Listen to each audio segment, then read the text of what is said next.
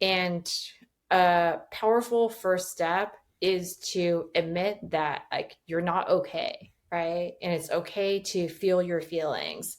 Like you don't have to like just be strong through everything. Mm-hmm. If like things suck, you can just really acknowledge that, and also like admitting that you might need help or like that you have blind spots and it's hard to see the way out or it's hard to feel that hope.